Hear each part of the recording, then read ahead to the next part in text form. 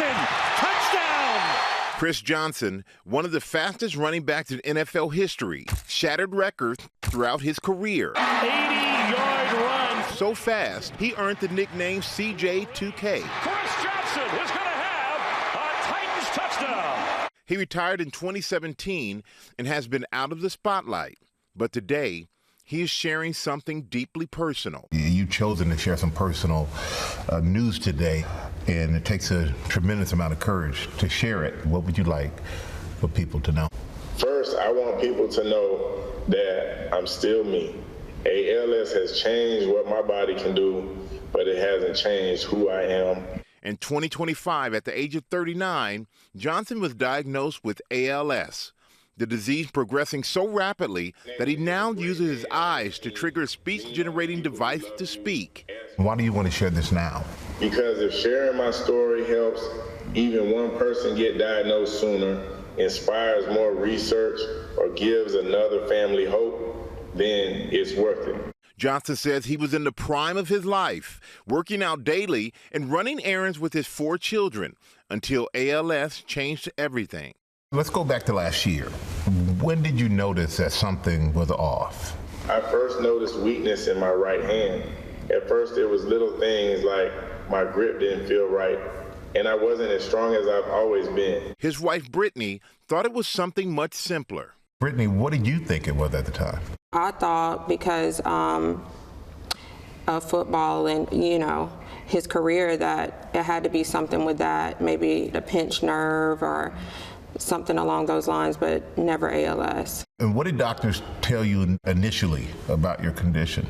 We hoped it was something else, but after thorough testing, they finally came down with a diagnosis of ALS. They told us about a medication that might extend life by a few months. Then they told us to get our affairs in order. It was hard hearing that, but after watching Good Morning America and seeing Dr. Merritt with Eric Dane, we reached out to her. She was willing to think more creatively, offering experimental treatments that might help and advance research. Dr. Merritt Sikovich is a neurologist and leading ALS researcher at Mass General Brigham Neuroscience Institute. Chris has been on standard of care, which is about 3 different medications that slow down the illness, but he was also part of a clinical trial, a therapy that decreases inflammation, and I think that helped him a lot. With no family history of ALS, doctors believe his is a case of sporadic ALS, the most common form of the disease, affecting about 90% of patients, occurring randomly in people with no known family history of ALS. That's one of the reasons this disease can be so shocking. It can happen to someone who never expected it. And for me, it's shocking. It's hard to process it for me because I know you, Chris, from just the incredible athlete that you are. How do you process it? Honestly, I don't know if you ever fully process it. At first, you're in shock. Then you realize you have 2 choices. You can give up or you can fight. I chose to fight. And Brittany, what was it like for you when you found out that Chris had ALS? All I could think about was our kids and how young they are. Just, you're in denial. You want it to be anything else. You want the doctors to be wrong. The life that we previously had is like now a thing of the past, but we're still hopeful. We're hopeful, that a breakthrough will happen and that, or, God, a miracle will happen, And what kind of support has helped you the most through this? Without a doubt, my wife, Brittany. She hasn't left my side through any of this. My kids are also a huge part of why I keep going. Every day I wake up wanting more time with them to make more memories and just be their dad. They give me a reason to keep fighting. Love it. I know, Brittany, the unsung heroes are the caregivers. So what has this been like for you? Oh, it's tough. It's tough. Like, we have good days, we have bad days, Our life has shifted so much and it's a heavy workload, but I have no doubt that this is what, I was called to do. So how has it progressed since you've been diagnosed? It's continued to progress much faster than I ever imagined. I want people to understand just how quickly ALS can attack your body.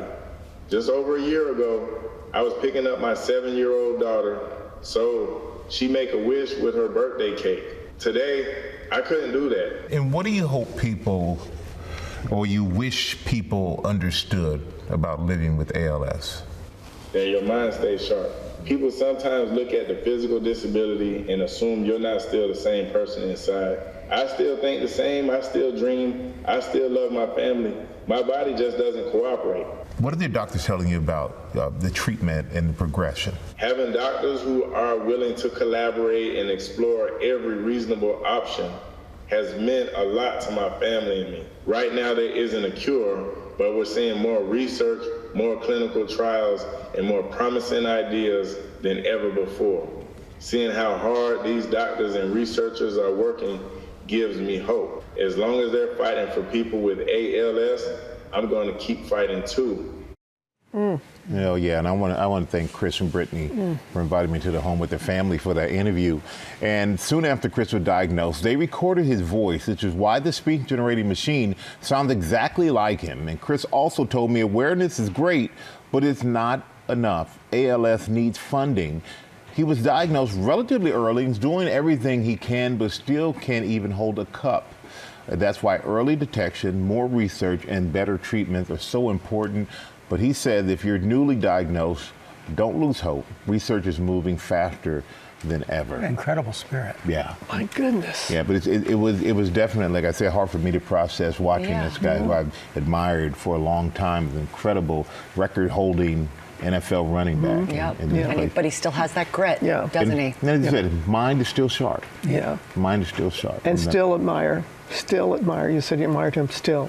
I mean, his admiration right now is off the charts for what he's doing. Yeah. That was a great interview. It really was. Thank you, guys. Yeah.